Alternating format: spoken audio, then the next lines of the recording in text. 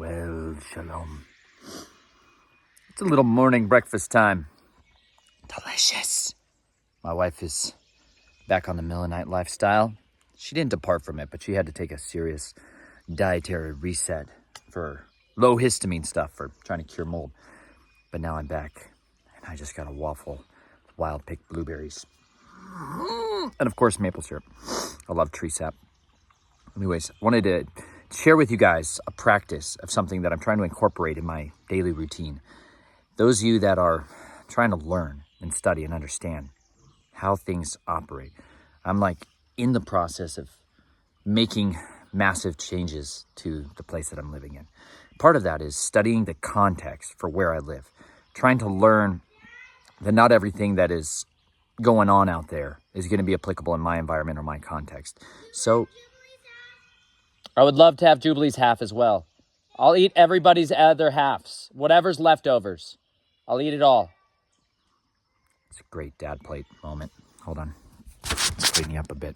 Here we go. So this morning, what I'm trying to do is I'm trying to spend 15 minutes every day sitting somewhere different on this property and observing. Just taking observational notes, mental notes as I'm sitting there. One of the things that I noticed over here in this landscaped hedge space over there, I would go over there, but you can hear my baby screaming like crazy because, you know, it's that time. They're like ready for nap time, but not quite there yet. We're going to stretch them a little bit so they take a longer nap. Parents know what's up. Anyways, what I'm finding over there is I'm finding that there is constantly cherries, elderberries, blueberries, these tulip poplars. Let me show you guys a tulip poplar. This thing wants to be everywhere. There's maples everywhere. That little guy. See that? Those guys want to be everywhere right now. That's because that granddaddy monster above me right there, that's a tulip poplar. He is a prolific reproducer, and he has been sowing his oats all over the place. The other one you see abundantly all over the place here. Let me show you this. Maple. We've got maple.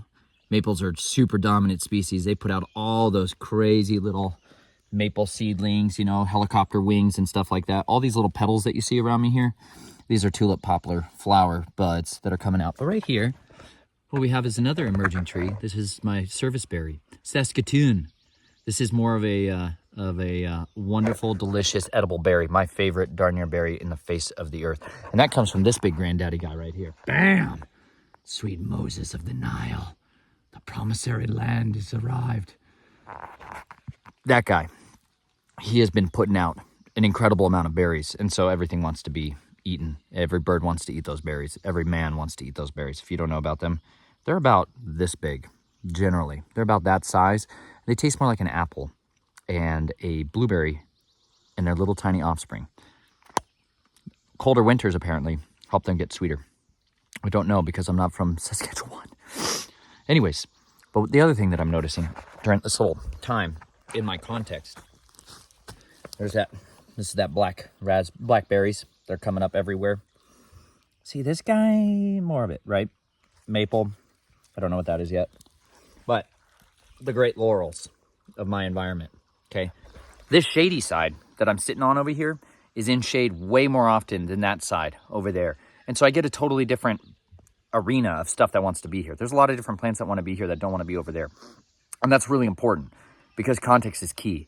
What I would plant here, this area right where I'm sitting, receives some morning sunlight, as you can see. Earlier, this whole mulched area right here was smoldering. I told Juby it was on fire. Go check it out. She'll tell me she could see the smoke. And she was like, ran over there. And I was like, what does it smell like? And she's like, it smells like water. And I was like, that steaming that was taking place right there was because we're finally getting super intense sun again. We're getting into a warmer season. But this is what creates the clouds, like naturally. This is some of the stuff that creates the clouds. Super sunny this morning. All of that evaporation is starting to go up into the sky and it's going to form more clouds. And you know it's probably going to rain again, which is great. That's why I love the rainforest. Gosh, I love being in the rainforest. Live in the rainforest, y'all. Anyways, the Appalachians are the best. But as I'm walking around over here, I'm trying to identify what's the other context, what's the other stuff that wants to be here. This is what's so beautiful, you guys. This, okay? So I have, this is the base of that serviceberry tree, right? All these beautiful guys coming off of this thing. All these can become transplants that can go places that I want them to be. But what I'm finding all around here, naturally, that wants to be here, is this. This is a super important little guy. Get to know leaflets. See that? Compound, like leaflets, okay? That's all one leaf technically, but how they all branch off of that same little stem, that thing, right?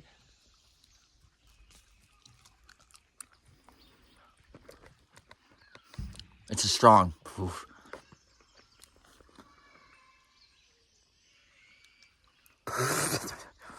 I can't say I'd want to eat that very much.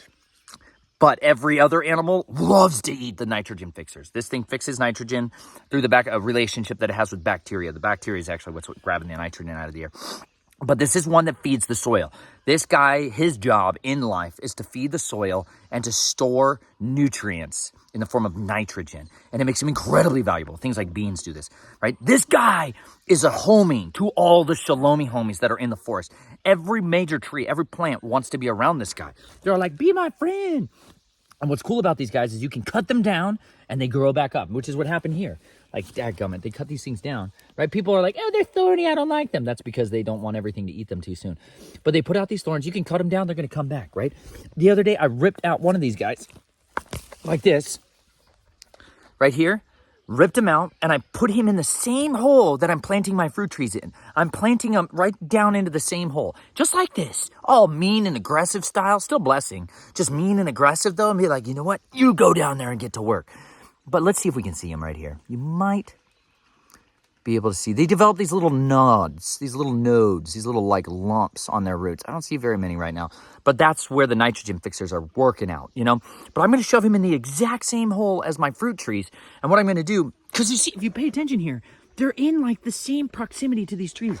These other trees that are going to grow up next to it, like this tulip poplar right here, that's growing up right next to him, he will have the best success of all these seedlings of tulip poplar versus that little like loner guy we talked about over there who's all like, yeah, he's on his own. That guy is not going to be anywhere near as successful as this guy because this guy is going to be tapping into the money. He's got the manna. He's got manna waiting for him. He wants to be right here next to this guy because if somebody comes along and cuts his head off like I just did there, the roots that are left in there, all that stuff starts to get digested. And then all of that nutrients gets unlocked. And then that tree gets the opportunity to hack into that system and he's going to grow abundantly. I'm going to get rid of him because I don't want tulip poplar there. I want more serviceberries there, right? I want elderberries there. I want the blackberries. I want certain things there. But I'm going to follow that example. And which is why, like, this is what Billy Bond taught me over at his property was that he had these fruit trees. Blew my mind, peaches in particular, that I was looking at because they were like this thick. Oh, hey, stupid Jane. Good girl, getting some garden chores done. What you doing, Jane? Hauling mulch? You should haul some mulch down to your raspberry tree we're going to put in there. You want to? Yeah, maybe. I'll show you this, what we're digging out down here. What are you digging out down here? A creek. Oh, the creek. Nope, hold on. Juby's got an adventure for us to go on. One time, me and I put the slide right there, and we slid down in it, and we put it in there, and May went to slide with her knees like this, and it hit the rock, and it like scraped, and it was bleeding. Ooh. And so we were finding garnets in here. Garnets? Yep. Why don't you find a couple garnets and show us what you mean? Okay. Originally, I was going to dig out this to make a pond. So I had a pickaxe. This is the activity I do when I'm angry. This is my angry activity. I come in here when I'm all frustrated and exhausted and trying to do something I'm not great at, like building something that's difficult and frustrating, like relational bonds with miserable people. You know what I'm talking about. I came in here and I just start digging with a pickaxe and a shovel. And then I just dump stuff here. But then I hit something down here that I realized I don't think I want to dig anymore, which is the roots of my favorite beloved serviceberry tree. You know, the tree that's following the example of Psalm 1. Blessed is that man who does not walk in the counsel of the wicked, does sit in the seat of scoffers, but his delight is in the Torah of Yahuwah, the loving instructions of Yahuwah. He's like a tree planted by living waters, whose leaves will not wither. And I realized, if I dig this thing out, I'm going to cut a bunch of the roots from the serviceberry tree. And I don't want to do that, so I'm going to probably relocate it down this way. What did you find, Chibi? Sea glass. You found sea glass? Yep, it's smooth. It's smooth. Oh, off the back. Oh, probably over I wonder if here Nature by the Nate baited fountain. that sea glass in there for them to find. I didn't put any of these gemstones in here, though. Show them what else you found. So you got some sea glass? And these are garnets, purple garnets. That's real. Semi-precious gemstones. Some of them, they look a little more oxidized right now because they've been sitting in this kind of muck for a long time, but they clean up pretty well. Lots of grinded up mica. Lots of ground up mica. Look at right there. All that's just mica. Just like pure glitter. Pure. Pure glitter. But Beautiful. there is some brown stuff in here. Is there? Mica. Mica. Lovely. There's just chunks everywhere. Mica. Mica is a valuable tool in the electronics industry. It's what helps lots of communication stuff take place, like the stuff we're using right now to talk and hang out. You know what I'm saying? We packed this with all of it, and so here's our sister. You will find garnets in that whole thing. Let me wash this off.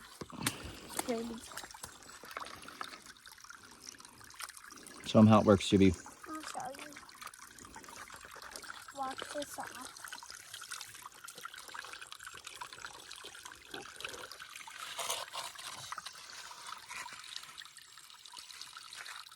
Now, put that there.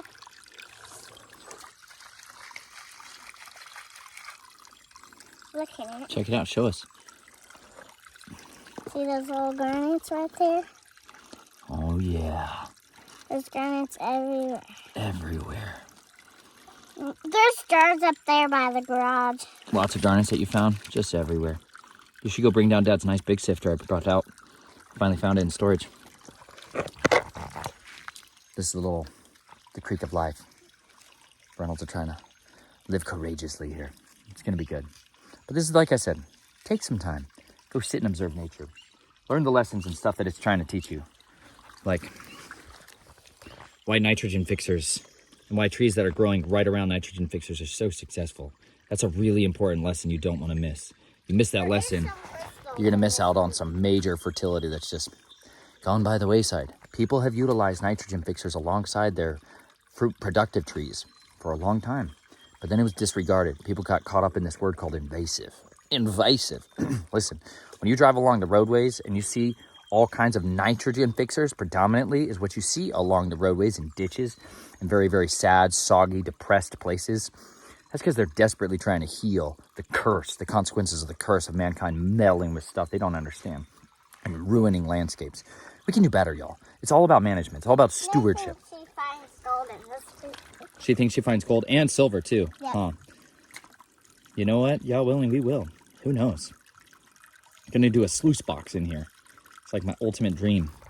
Nature Nate dream. Have a sluice box as well, where you can mine for treasures. I'm going to bait it with all kinds of stuff eventually. I got to find out if there's anything really like that in there. There's animals in this creek? What are they? Salamanders. Salamanders. Yes, which is a sign of great, healthy, happy water. Which is good. We catch them every day, me and Nick. You do. They're I beautiful. just saw them right here, the big one. Big one. See if you can catch one for us, okay? Okay, I'll show you when I catch them. You set up a sluice box, and you scoop up a big bucket of this kind of stuff, and then you sort through it to find the treasures. Awesome. I'm going to fill it with all kinds of my treasures from all across the country. We'll see about it. Look at that. Another one. There's a bird or something up there. Squirrel. He's shaking down his refuse on us.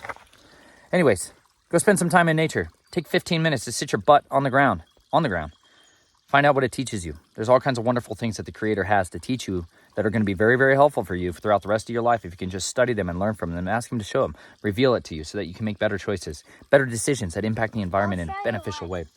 Like you put this in the water. Put it in the water.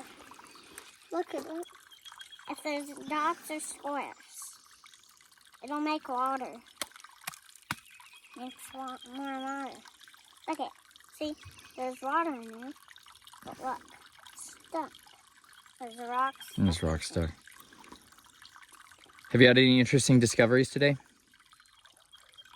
Well, oh yeah. Tell us. One time, so today, me and I were doing the chores.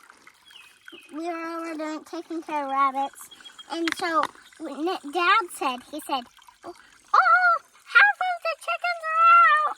of the fencing, and all the chickens were out. And so me and Nay, Rosa Sharon, and all the chickens, half of the whole flock of chickens were out. So we just had to cap them, pop, pop, pop, pop, all the chickens in. You're a great chicken wrangler. Really excited to see you just wrangle those chickens. You're doing a good job with them. It's fun. Anyways. Normally the salamanders, I'm just saying. They do. They like to hide a little bit, huh? Okay. Well, y'all, take those lessons. Go live dangerously. Enjoy some fresh milled waffles. Plant your nitrogen fixer directly into the soil next to your trees. Like Billy's. Back to that story real quick. Billy's peach trees were like this big around. And he said, they're only 2 years old. I have the footage to prove it.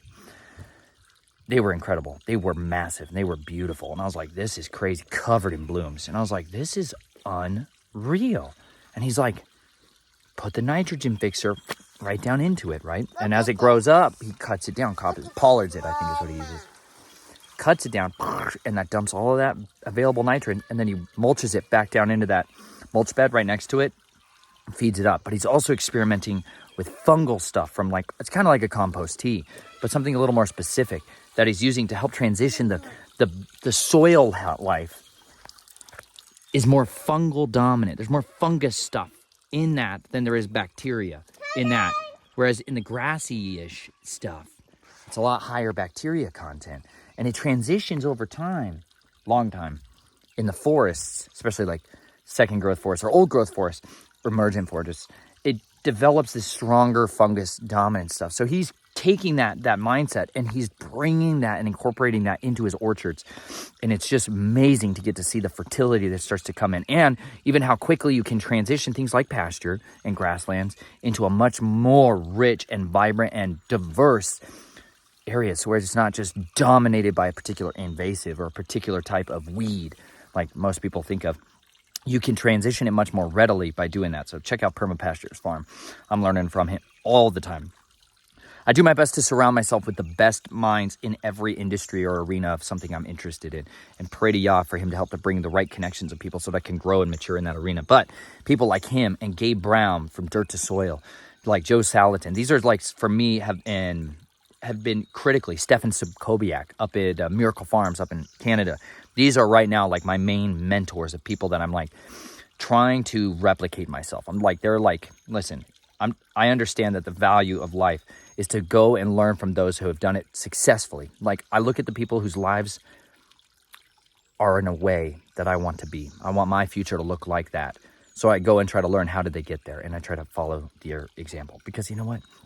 I want to eat abundant, delicious, great food. I want my family, my children to know how to grow food, how to be good at building and maintaining, fixing things. These are very valuable skill sets that you can use the rest of your life. And very little about my schooling taught me those skills. Very little of my schooling taught me about food preservation. Very little of my schooling taught me how to do maintenance and maintain the things that I use on a regular basis. Very little about my growing up taught me those lessons. So what I'm trying to engineer for them is the ability to understand how to learn and be equipped with the skills that they need to be successful in life, no matter what the future may look like, that they could be capable. Look at that big crystal. Beautiful quartz. Beautiful quartz. Nice and hard rock. It's a hard rock. You can use it almost as a hammer, babe. Go try it out. Anyways, y'all, go live dangerously. Plant nitrogen fixers next to your other stuff. Don't be scared of them. Don't be scared of their thorns. They have a great job to serve and everything. Learn the lessons from Yah. Love y'all.